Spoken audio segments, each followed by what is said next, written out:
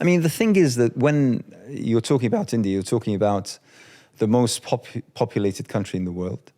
And you're talking about the largest democracy in the world. Allegedly. Allegedly. You're talking to a Kashmiri here, you have to remember that. Yeah, of course. But in terms of figures alone, and numbers, we're talking about a huge country, huge country with a population of 1.2, 1.3 billion people. And yet, that particular country has taken the route of what we called 4 or 5 years ago populism, but is actually a manifestation of nationalism to the extreme. I knew you were going to say nationalism. Is it non-nationalism, though? It's Hindutva. I mean, nationalism is fine. You believe in your nation. You believe in the sanctity and the sovereignty of your country. You believe in the greatness of your country. That's all good. The problem with Hindu India as it stands right now, is that the government that's in power have been waiting 100 years to get to where they are today. Remember that this BJP government is backed by the RSS. The RSS was... RSS standing for... The Rashtriya Swayamak Sangh. Right. Is an organization that was formed in the 1920s, 1923. Okay. Based primarily, if not just primarily, based entirely on Nazi Germany. If you look at their literature, if you look at their salute, if you look at their uniform, identical to the ideals of Nazi Germany. Okay, where do they figure in all of this that's happening in India today? So they believe in the Aryan race, no different to what the Nazis did. They genuinely believe that they have the authority, they believe they are a superior race to the extent, and this is what's worrying, that they don't just believe that the sovereignty of India lies with India. They don't just believe that the minorities don't belong in India. They believe that Nepal belongs to them and should be cleansed. They believe that Bangladesh belongs to them and it should be cleansed. They believe that Pakistan belongs to them and it should be cleansed. To the extent that in Mecca, Haram, they believe that the Haram Sharif is the Makeshwar Mahadev temple. Wow. That's their belief. It's not me saying this, it's their own literature saying this. I wish I was making it up. I mean, in former days, when I was younger, and this is way before your days, Ahmed, if I may, I recall, you know, the BJP forming the government several times. And it was sort of okay. In 1991, they had one MP. Well, there's been an interesting coalescing of interests if you look at global geopolitics. So we've seen the ascendancy of China since the early 2000s, and we've seen not just the ascendancy of China, but also the pariah nature of China a little bit after that. And so in steps India as a useful bulwark against China.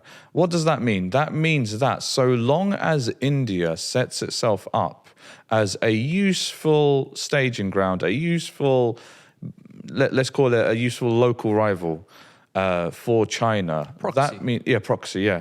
That means that they have a blank slate. That because the US, the UK, other NATO nations who are not friendly with China and so on, they have their platforms on international councils and so on, whether it's the UN or so on, where they can turn a blind eye to India. Now, if you are an abuser, if you have the mentality of an abuser, and you know that the policeman is turning a blind eye towards you, what are you going to do? But is it as simple as that? I mean, that's where I want to get at trying to understand what's happening today. I mean, 5 years ago, we had Trumpism, become an ideology, not just a political misstep in the United States, but an actual ideology.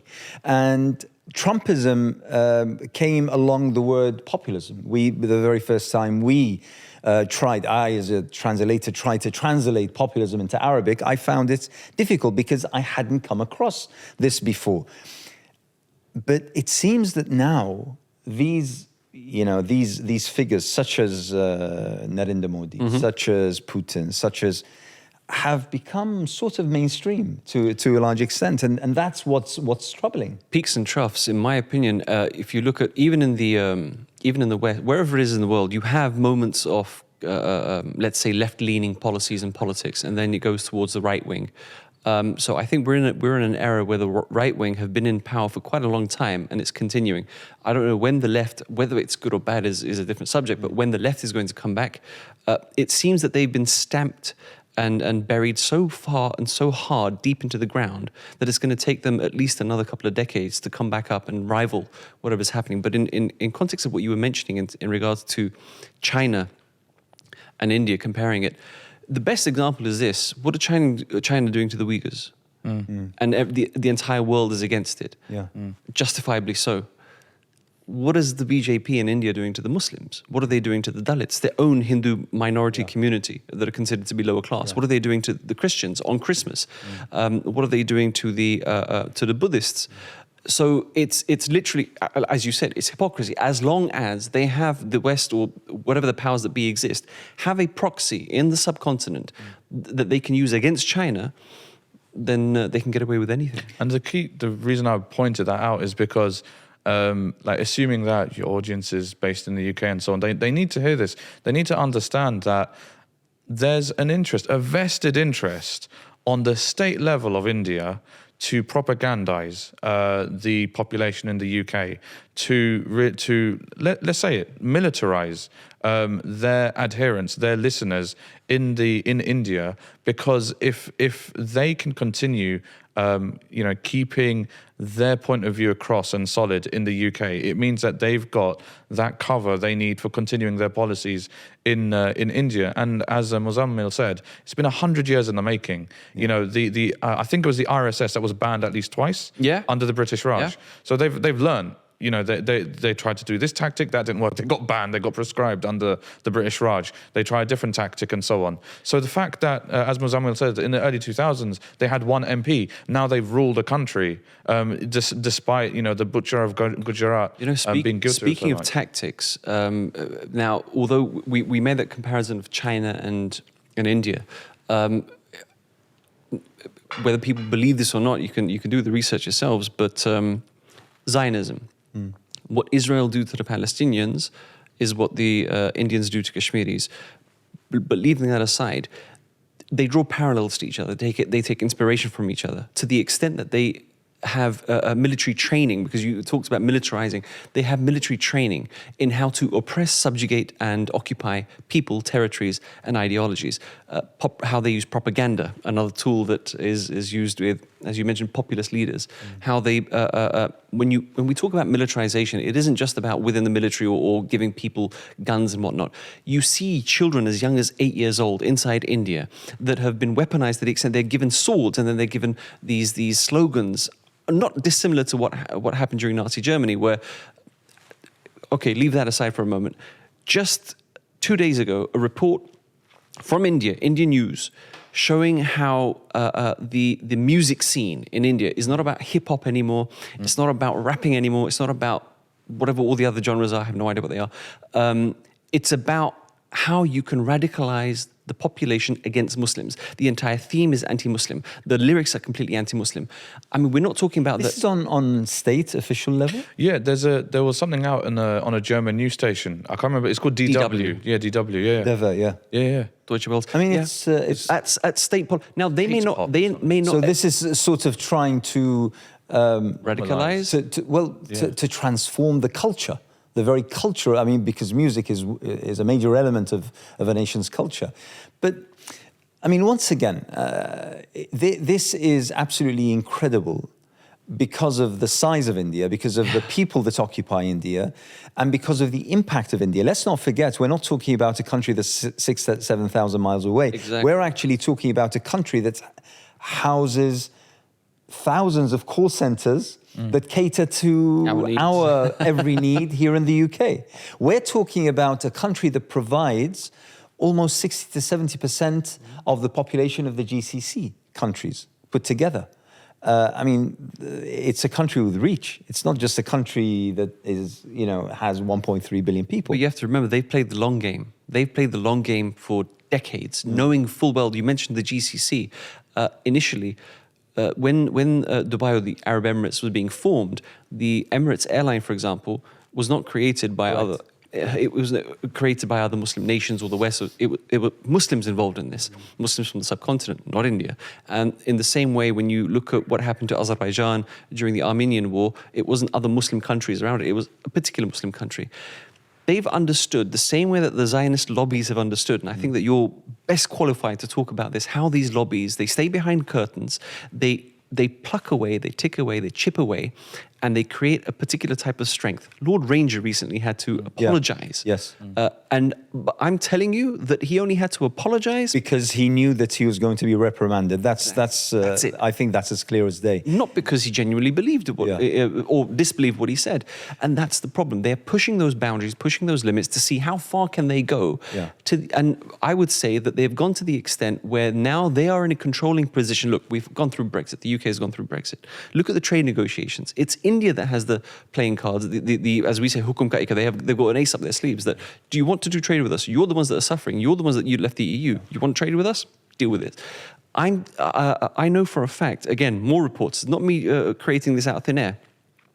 That the Ministry of External Affairs specifically told the Home Ministry here to stop protests against India outside the Indian High Commission. Those protests primarily are from the Khalistani community and from the Kashmiri community, because it causes outrage within the local population, but also inside India, it gives them a very bad impression, which then people start questioning the BJP government.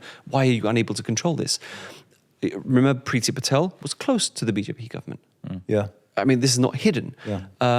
Rishi Sunak, his father-in-law, is one of the biggest donors to the BJP government. Yeah. So we're not, when we talk about militarization and we're talking about the way that you mentioned, the changing the culture of people, it isn't just within India. They are exporting all of that to the rest of the world, making sure that they have their grips, literal grips on nations' throats everywhere in the world. And what did they say? Just a couple of days ago, there's a report saying that India is going to be maybe the second or third, or maybe even the first, the biggest market, sorry, not the market, the biggest economy in the next 10 years. Yeah. Of course, people are going to let them get away scot-free with things. And when we're talking about control, we've talked about projection of power that India has and influence, and that's very external. But in terms of internally managing and controlling its own population and so on, a huge part of that, and again, you can see this taken almost page for page out of the Zionist playbook, is the hijacking of a faith.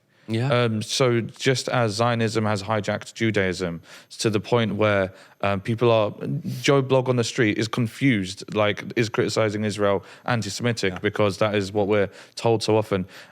We're also starting to see in the UK, we've seen it for ages in India, we're starting to see in India, in the UK, the confusion of Hindutva and Hinduism. Yeah. Right. And Muzammil can tell you a lot more detail about Hindutva, but it just boils down to a false legitimization of the government's policies against non-Hindus. And by playing the Hindutva equals Hinduism card, it also allows them to play the Hinduphobia card, which is when we've seen situations like the criticism of Indian policies or what happened in Leicester, and basically, if Muslims are involved on one side, then the Hindutva mob and goons in this country and the propaganda machine play the Hinduphobia card. Of course, the Muslims are going to say that the Hindus in the UK are too closely tied to India, because what you're doing is you're saying that every Hindu is part of a monolith, no one can think for themselves. And yet at the same time, as an advocacy group, we go out onto social media and we criticize Rishi Sunak for his policies, Priti Patel for her policies, what's going on what had been going on in Leicester and so on. And yet the Hindutva crowd for themselves prove the fact that what they are trying to do in the UK is to build a close political link with what's going on in India. Why?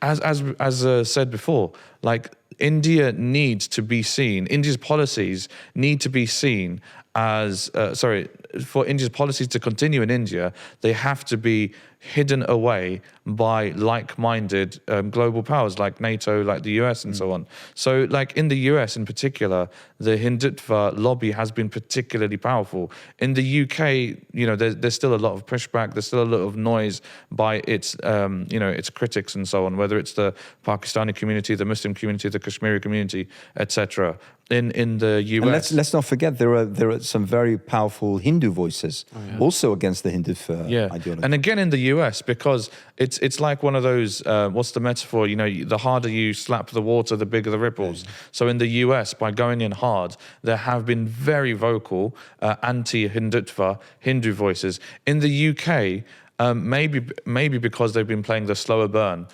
there are not quite as many anti-Hindutva Hindu voices just yet. You know, I've in the advocacy and the campaigning that we've done on social media, sometimes we get concerned Hindu UK citizens reaching out to us, and they've said to, and I had a phone call with one the other day, and they said that I can't see any other Hindu organization. That's why I want to talk to you, a Muslim organization, about this. But yeah, there's strategies that are at play here. One of them, which was about, I can't remember if it was about what happened in Leicester or if it was about a criticism of what's going on in India. But basically, I think it was the Hindu Council or another kind of umbrella organization. They put out a letter. There were a lot of Hindu mandir temple signatories on it. And then some people phoned up those Hindu mandirs. They didn't exist. Yeah, some of them didn't exist. Some of them said, we didn't say to put our name on it, but now that our name is on it, you know, there's too much peer pressure to pull out. Because, like, we've seen for ourselves on the streets of India, and we can see for ourselves on online, on Twitter and so on, that there is definitely a mob mentality, a really bloody-minded mob mentality. And you can almost understand why Hindu Mandir temple management, they just want to help their local Hindu community fulfill their rites and rituals. They don't want to have a mob baying at them, and so on. So, I mean, I'm not that well versed with the geography of India. Are we talking about throughout the subcontinent? Are we talking about certain areas where attacks and vilifications of minorities is going on? Is it one place more than the other? And what are essentially the factors? Is it the more religious, more fanatically Hindu one is, that they become more inclined to become Hindutva? What is it? The strange thing is, so it's something that Ahmed said, that the way that they promote this is they claim that to be a good Hindu, you have to believe in Hindutva. You have to believe that you are a superior race. You have to believe that everybody else is beneath you. You have to believe that these people don't deserve to live. You look at the mob lynchings that happen in India, and you know, we're not talking that far back. I'll only talk about what happened yesterday or the day before yesterday. Wow. 2 young boys lynched to death on suspicion of carrying beef because they believe beef is their god. The irony is that India is the largest beef exporter in the world. So when we talk about where in India, look at all the states that are controlled by the BJP, and you will see a huge, massive a rise of violence against Muslims and minorities in those places. But the strange thing about India is that it doesn't make sense. The nation itself doesn't make sense because the North doesn't get along with the South. The East doesn't get along with the West. They are so wildly and violently different in their culture, their ethos, their religion. Everything about them is different. 2008 or 2007, there was a Chinese think tank that said that the only way for India to survive is it broke up into 30 or 40 different states. Reason being is, literally, the people in the South not only look different, not only think different, their religion, their form of Hinduism is different. They don't trust the people in the North because, for whatever reason, there's more money in the South than there is in the North, more education in the South than there is in the North. The culture, the temperature, the climate, everything, it's equal to saying East and West. It's equal to saying black and white. That is how different they are. Yeah. So how do you get all of these people together? How do you create, in your words, nationalism? Hindutva. You say to them that we are all the same. We are a superior race. So that's the one thing that binds them together. And they're, in the words of Ahmed, that they're trying to create this imagery that, you know, you're superior, everybody else is inferior, and therefore you have a right to rule by whatever means necessary. And we see that and look, the biggest question really is, so what? How does that matter to everybody else outside of India? The problem is that, and forgive me if I'm bold in saying this, but look, people care about the Uyghurs, people care about the people of Yemen, people cared about the people of Iraq, of Afghanistan, of Palestine, my God, of Palestine. Why? What's the common denominator? Yeah. We're Muslims, right? What about the Muslims inside India? For that matter, what about the Muslims in Kashmir? That we've suffered for so long. And look, people in Kashmir, we warned them. We warned the Muslims inside India, let alone the rest of the world. We warned the Muslims inside India that they've come for us, they are coming for you. Look at what they've done to us. These are trials, these are experimentations. They're going to export those trials to mainland India, and they did. And what did we see? The CAA and NRC, the Citizenship Amendmentship Act and the National Register of Citizens, essentially making, and literally, these are not my words, these are the words of qualified lawyers, qualified journalists that say that it makes people, Muslims, as second-class citizens. Like, you can be a Sikh, you can be a Jain, you can be whatever, any other religion from abroad, and they will accommodate you inside India. But if you're a Muslim, you get sent to a concentration camp. They don't call it a concentration camp. The same with the Chinese don't call them concentration camps. But they will send you to a concentration camp in Assam. And now you have... you know, there's a hadith that says that there will be a time when Muslims will be afraid to say that they are Muslims. Ask the people in India, ask the people of Kashmir if they're afraid to say that they're Muslims or not. Because that's the situation that we're in right now. And what? To survive, we'll have to wear a tikka. But we're talking about what? We're talking about 200, 250 million Muslims? Give or take, yeah. I mean, they're larger than the largest minority Muslim country, the largest Muslim country. I mean, we have the most populous Muslim country is Indonesia. Yeah. Indonesia has something like, what? 300 million? Yeah. So almost on par to the largest Muslim country in the world. So if they get to that particular stage, I mean, what hope does the rest of us have? I mean, Gregory Stanton said genocide is imminent. 10 stages of genocide, imminent. For the people for the Muslims inside India. But how do they get to that stage? How do you persecute, subjugate 250 million Muslims? By keeping them in slums, by not offering them the same opportunities as everybody else in terms of education or career or whatever, by criminalizing them. Criminalizing them by how? Beef eaters, number one. Number two, rapists. Number two, killers. Number three, they hate. I mean, there is a huge list of these things that they use to criminalize. And what happens is Muslims feel that the only way to survive in this country is to be more loyal than the king. So then they start, you have these, the best example of these celebrities, big, massive Muslim celebrities inside India, particularly actors, that will say that they claim to be Muslims, but at the same time, they'll do the Hindu rituals. Not Indian rituals, the Hindu rituals, which takes you completely out of the fold of Islam. But they're, some people say, it's a necessity. It's a form of political naivety. It's real political naivety. Would you say it's political naivety, or would you say that they have no conviction because the Muslims in Kashmir never succumbed? This is the problem that we have had as Kashmiris against the Muslims inside India. Maybe because I don't know. I mean, but maybe because the Kashmiris had the sort of perceived presence of Pakistan. The perceived presence of Pakistan. Maybe for that reason. I'm trying to understand because, to be honest, in terms of figures, it's very, very difficult to get your head around it. And it might seem like political naivety from where we stand, but it might be a matter of life and death. So what I mean by political naivety is that the final warning bell for the Muslims in India should have been when Article 370 and 35A were repealed. Because straight after that, CAA and NRC bills came in. Basically, Kashmir has been guaranteed a referendum. Of course. They've been guaranteed. By the United Nations. No, forget the United Nations. In the Indian Constitution. Right. And there's been a gradual erosion of that promise over time. We did a lecture series on this a few years ago. And basically, Kashmir has always been the canary in the mine for the Muslims of India, and basically when India annexed, they have in their own legalistic framework, they have taken over occupied Kashmir. They have annexed it by repealing two parts of the Indian constitution. What is a constitution? It's the soul of a nation. It's the descriptor of a nation. A nation is its constitution. They rewrote their own constitution. If the ruling BJP were willing to rewrite the fundamental definition of its own state after 75 years, after gradual backpedaling anyway, but they finally did it. That is what I mean by political naivety.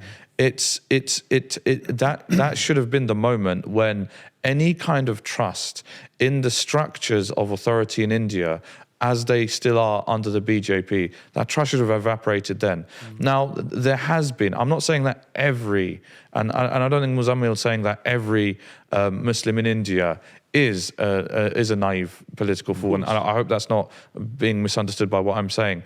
But in terms of if there is the existing institutions of power are clearly not there for the Muslims. They're there to scapegoat Muslims and to continue to politically pander to the voter base of the current BJP in power.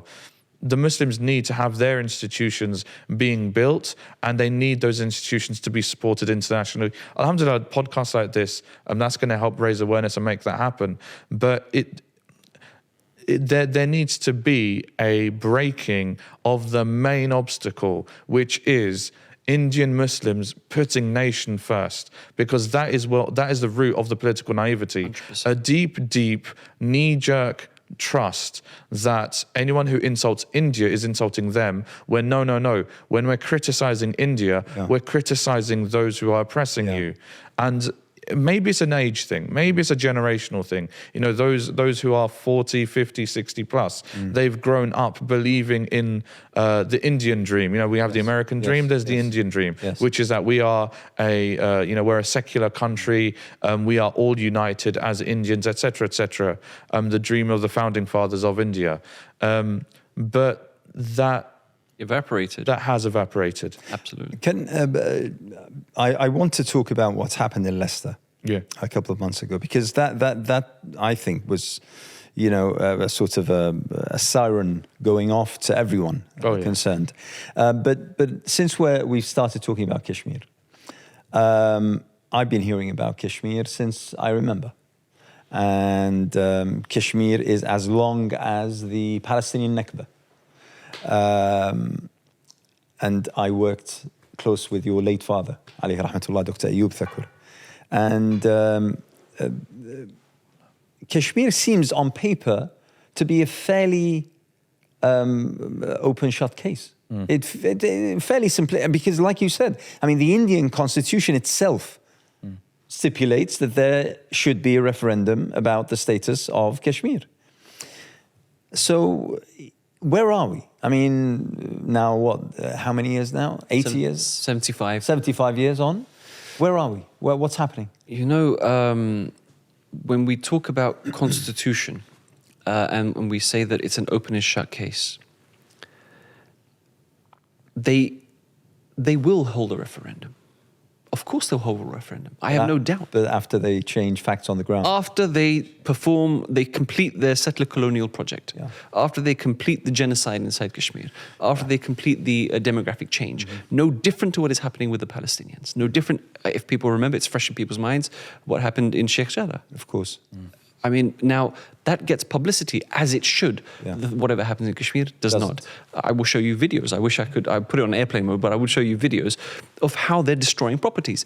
A college recently, an engineering college, had its land encroachment. They claim land encroachment. And this is what's going to happen. Slowly but surely, they will eliminate the Muslims from Kashmir. They will create such a situation where economy will not sustain. They've started taking over land, property. Look, it's already an occupation, right? It's just going to get worse. And what happens next is they'll start flooding the entire area with non-residents, so Indians from all over India. And then hold a referendum, of course. And then those people that are loyal to the BJP, or loyal to India, no less, will vote for India. And that's the problem, that once it's Article 3, 1735A gave us a particular type of guarantee, even though it's not really relevant to us in the greater scheme of things of freedom and of right to self-determination. But it gave us a particular type of guarantee that there are basically settler colonialism could not happen. But India had to change, like Ahmed said, India had to change their own constitution to make sure that they could perform genocide inside Kashmir. And that's the problem. So the open and shut case is absolutely there. The only problem is that our enemies are playing dirty. But then there are, Kashmir is neighbored by quite powerful Muslim nations, countries, states. It's almost unbelievable. What are they doing? Are they just, watching silently? Do they have some sort of interest? The worst case scenario? The worst case scenario is when a particular nation is used as a bargaining chip. Yes. That's the worst, absolutely, because you can never tell who are your enemies and who are your friends. And I get the feeling that Kashmir is in that situation. And if I might just add, like, there's so much nuance with Kashmir, and I'm going to explain why there's a difference between Kashmir and Palestine, in my opinion. Like, one of the nuances is when Bangladesh declared independence from Pakistan, the discourse of Kashmiri independence changed from being like completely Azad, completely independent, or joining Pakistan. The discourse of a lot of the big political leaders in Kashmir changed to, okay, we're going to seek autonomy under India. So Bangladesh seeking independence from Pakistan did shift political discourse. That's my understanding. But by having so many layers of nuance within the Kashmiri conversation, independent, autonomy under India, unity with Pakistan, there's nuance there. And then there's nuance in terms of, like, what is the opposing side? You've got India, but then you've got Indian Muslims, you've got Congress, you've got BJP, you've got this and that. Whereas with Palestine, there's one side and the other side. Correct. There's the Palestinians who have been native for generations, and then you have the European European-backed settler colonial project. So the reason I say that is because we've tried, as an organization and in conversation with other organizations as well, experimented with the idea of BDS has been working in Palestine. How about something with India? And so, like, one of the first campaigns we did was for an export company run by Muslims who donates millions of rupees to the BJP. We thought this is a cut and dried campaign. So we launched a campaign, international campaign. We got a third party or someone having a little conversation with us saying that, look, it's not a donation, it's extortion. And this is how business is done in India. So by campaigning against Muslim organizations who are donating to the ruling party, it muddies the waters. And so when it comes to what needs to be done around to support the Muslims of India, the Muslims of Kashmir and so on, what we have to realize, just as Muzammil said right at the beginning, the other side, the Hindutva side, has been playing the long game. There's no quick and easy solution. There's not even a quick and easy understanding. And so what needs to happen from those of us who support justice and freedom for the oppressed in India, what needs to happen is we need to play the cultural shift game as well. There needs to be a cultural shift amongst the Muslims. So I perhaps too bluntly called it political naivety, but there needs to be a healthy skepticism growing in the Muslim Indian community and the diaspora about what the Indian government is doing. They say it's in the name of India, all Indians and so on. And if India is doing well, Muslims in India are doing well, that is a load of nonsense. There needs to be a culture shift in that. There needs to be a culture shift, as with every Muslim cause, an empathy and an understanding what is happening to our ummah in this part of the world. And there has to be, to a certain extent, a culture shift from for the Muslims to help the Hindus, who don't want to support Hindutva. Look, this is the alternative narrative. This is why you're being played. This is why you're being used. There's a political master, there's a political class in India who's taking advantage of you and your networks and your so on, because they want to carry on their cash cow going. And there's reports of corruption and so on, as with many countries. But it just comes down to Muslims understanding and institutionalizing the response and in a response to the need of what's happening over there. I mean, it's. The understanding is, and being aware of a cause is the very first step towards doing anything about it. And yet, despite this cause being probably at the very heart of Muslims around the world's dua every Friday, for instance, but I would suggest, and from my own perspective, that the understanding of the details and the understanding of the facts is quite short. It's quite short in terms of delivery. we're talking about Kashmir now, but we can also mention a number of other cases that are of the same. Whose fault is it? I mean, why is it that people, Muslims around the world, who pray for Kashmir, but don't know the facts and the realities of Kashmir? Whose fault is that? I mean, how do we overcome this particular issue? How do we inform Muslims of what's happening? Who is the spokesperson or spokesplatform for the Muslims of Kashmir? That's been one bone of contention, I have to say, because there seems to be at sometimes either none or at sometimes several. Too many, yeah. So this is something that I'd like to understand, but at the same time, it's crucial to understand the geopolitics. My question about, so what's Pakistan doing? What's Bangladesh doing? Although, in the case of Pakistan, Bangladesh, we realize the nature of the state itself, but in Pakistan we have a nuclear power, and we have an arch enemy, if there were any, to India, an enemy like no other, almost on an existential level.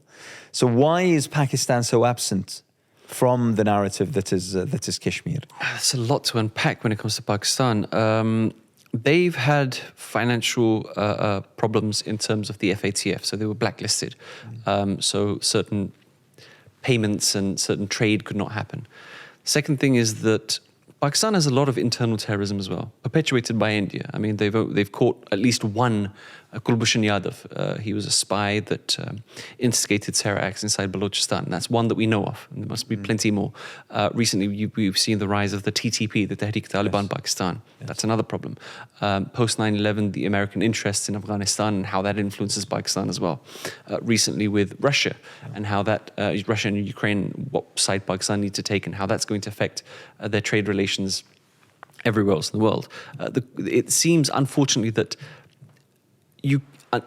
my dad used to say that until you strengthen yourself, you cannot help the people around you. So become strong, then you can help others. If you have nothing, what are you going to offer? In the same way, Pakistan has been trying to strengthen itself from day one. Look, it's what is it? It's 75 years old. Yeah. It's been carved out of the subcontinent. It's not something that has been around for centuries and eons. They're still figuring themselves out how to run a country as well, how to democratize people, how to work in terms of economically and culturally to assimilate to one another. Because in the same way as India, you have Punjab, you have KPK, the people of the Pashtuns. It's also a hot pot of different cultures and ethnicities. And of course, as a nation, the only Muslim nation that has a nuclear weapon, it is also constantly being derided. It's constantly being poked at, prodded, even though that it's been one of the primary nations that other Muslim nations go to when it requires help and assistance, be it in technology, be it in security, whatever it may be. Now, we as Kashmiris have many, many qualms with Pakistan, many, many critiques of Pakistan, out of love, because we consider them as brothers. But we understand what their problems are. The primary problem is with the rest of the Muslims around the world that don't have those problems. We have, more than 50 OIC countries, Organized Islamic countries. Right. What do they do? The largest bloc, the largest political bloc in the world. Exactly. Large in what sense? Like population or? Well, 51 GDP countries, or? population, resources, numbers even. Yeah. Okay. I mean, besides the United Nations, they come second. Yeah. So after the United Nations, it comes second. Yeah. But look, the Gambia, on the advice and the work that's been put in the OIC, took the issue of the Rohingya to the ICC, or was it the ICJ? But nobody else seems to take the issues of Kashmir, or for that matter, the Muslims inside India. You have some Kuwaiti lawyers that have started lobbying. In fact, they were part of that BDS movement that happened. Yeah. So it's really about interests. It's really about, like we mentioned, the long game that India has played, that they have so many people in the Middle East, particularly these Muslim countries that have money, that if they threaten to withdraw that manpower, that labor power from those countries, what would happen? And skills, most importantly, the skills, because this is another thing that we've seen, is that a lot of these soft skills, even technical skills that Muslim countries have, come from abroad.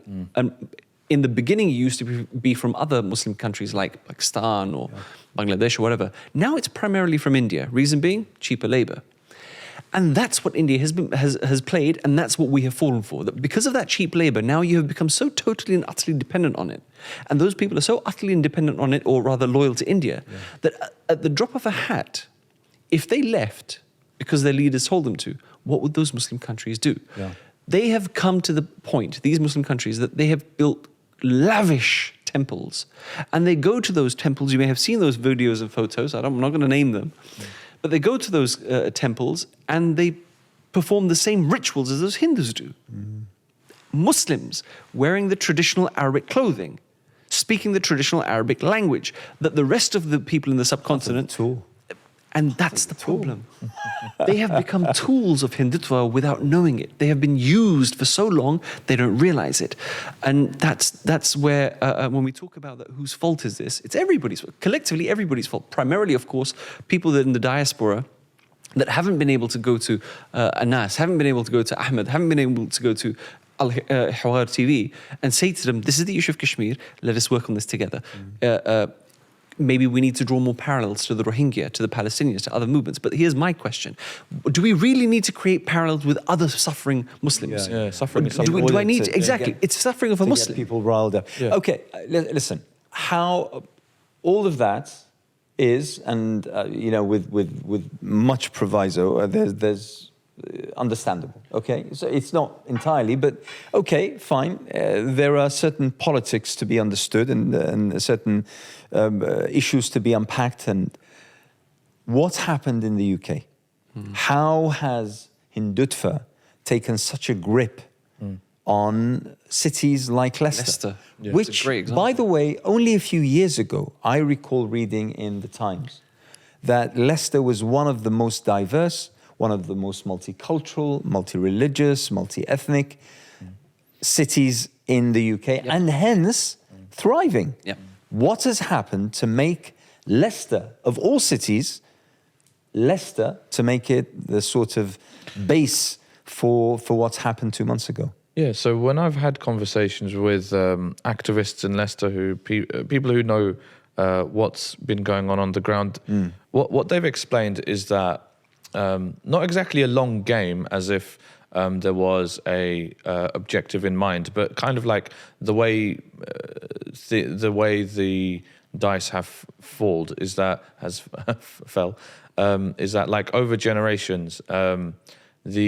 Firstly, there was a large Indian community in Leicester, and so for a long time there was no need for friction. So there's always been a large Indian community. Yeah. So when I say that, I mean what I mean by that is that there was unity along those lines. So Indian Muslims, Indian Hindus, Immigrants. they're Indian.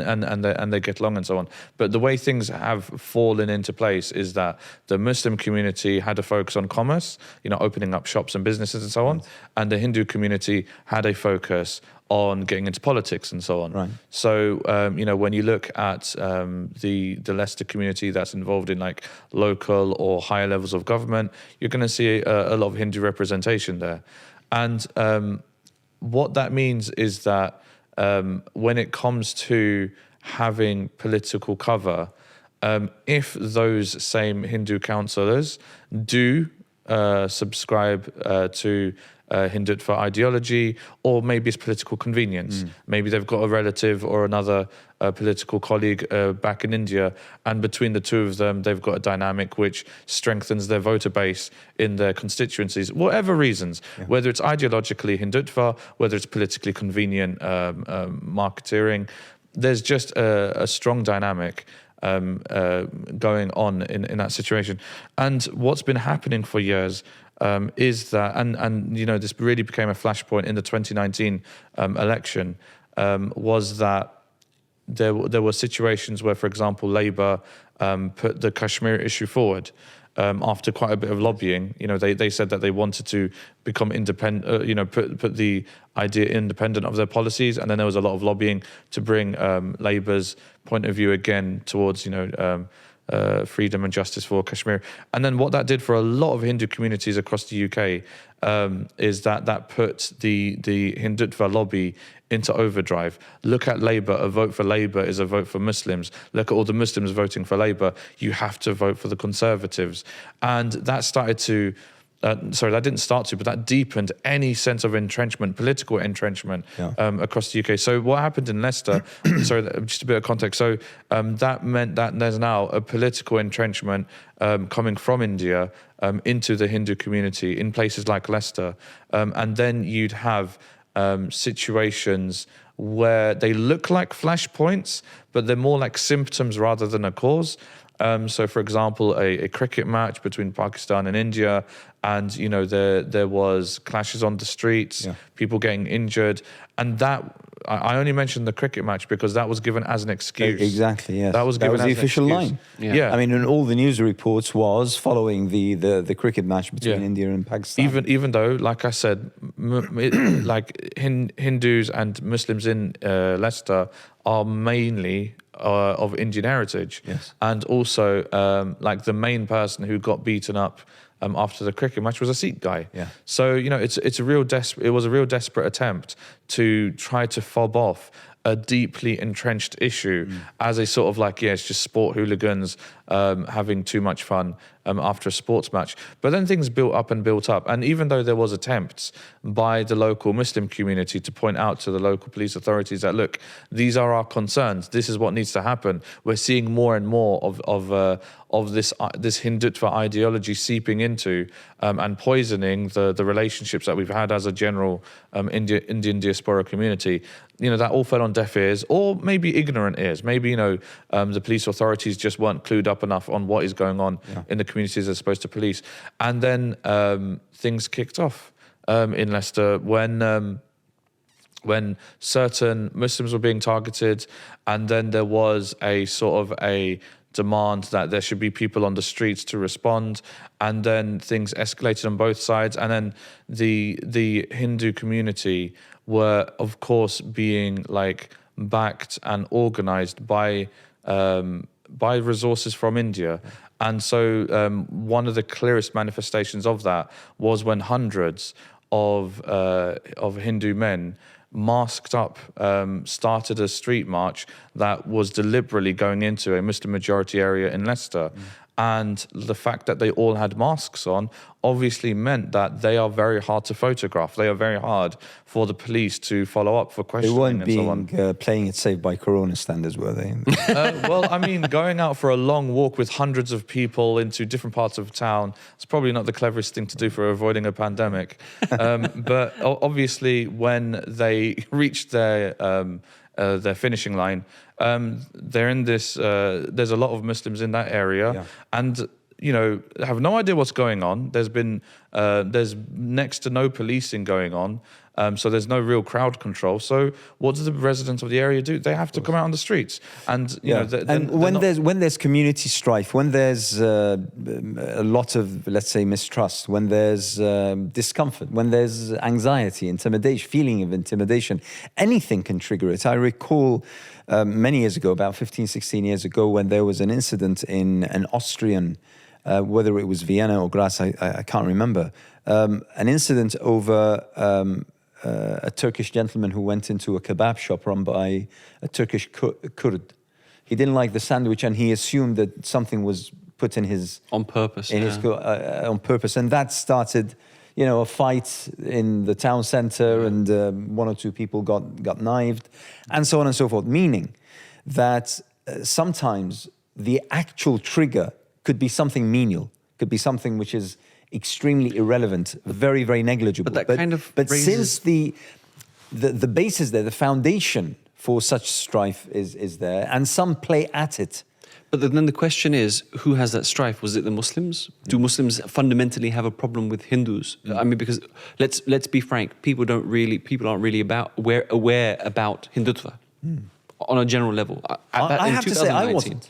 I would describe, knowing geopolitics, I would describe Narendra Modi as a very unpleasant person. I knew, way before the BBC documentary, I knew about his role in the Gujarat massacres. Exactly. So I disliked him for his rhetoric, for his politics, but at the same time, he was democratically elected by a landslide the second time round. After it came to light that he might have had a hand in the Gujarat strikes. No, well, let's be honest.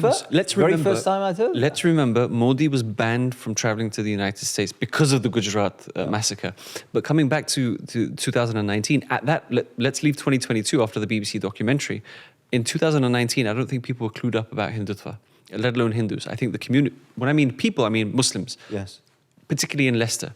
Because they've lived together for what? Decades, right? Absolutely. They've had good relations. And a lot of the culture is probably similar. They probably share each other's samosas. Correct. They have their jalebis and whatnot.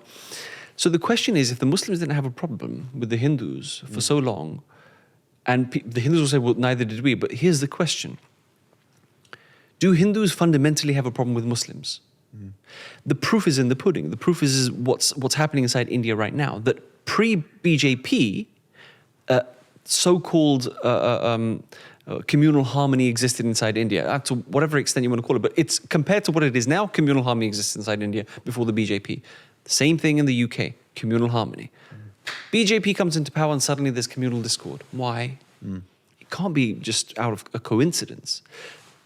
It seems that with the rise of the BJP, the innate temptation or the innate nature of Hindus is Hindutva. I mean, I know that we've discussed, and I know, Ahmed, and you're absolutely right, we should separate Hinduism from Hindutva.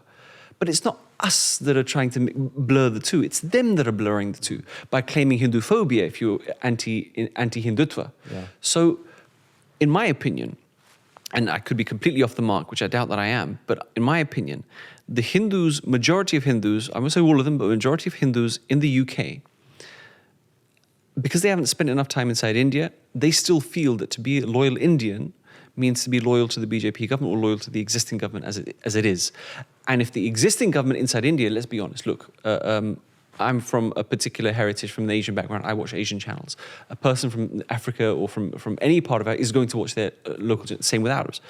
Same with Indians. They are going to watch their new channels, Republic, Times Now, CNN, NDTV, all of these different channels. And what do they spout? Constant anti-Muslim narratives. These people are inundated with information from their home country, where they are still loyal to, that Muslims are the problem. So over the last several years, they've been looking at their neighbors with a bit of a sly eye that, you know, he's a Muslim. And worse still, he's a Pakistani Muslim. Wow. And Pakistan is the arch enemy of India. I think that it's been festering. They have been pumped, knowingly or unknowingly, that India have directly been targeting the diaspora in the UK, in the US, everywhere else in the world, to make sure that these people are on our side. Put them into power, as you said, that while everybody else was doing commerce, the Muslims were doing commerce, these people were being put into power. That tomorrow you have the likes of Rishi Sunak in power, you have the likes of Priti Patel in power, you have other people in power, so that they can start controlling things. And it's not just the UK. This is an example because we're here. Look at the US. Look at Nikki Haley. Look at, what was her name? She's from Hawaii. I can't remember her name right. It's completely off the top of my head. Yeah. Look at her. Look at what's happening in the Mauritius. Tulsi Gabbard. Yes. Look at what's happening in the Mauritius. Mauritius. Or is it the Maldives? I always get mixed up. I mean, the Indian, the amount... In Indonesia, the Indian power that exists there. In Malaysia, I've been to Malaysia 2-3 times. And Dr. Mahathir, for whatever the politics of... I mean, we're not talking about their personal politics and their leadership. Dr. Mahathir, Anwar Ibrahim, all the other Islamist parties, strong Muslim supporters. Yeah. But you can't do any lobbying in these countries because of the power of the Indian people. Leave the governments, these people.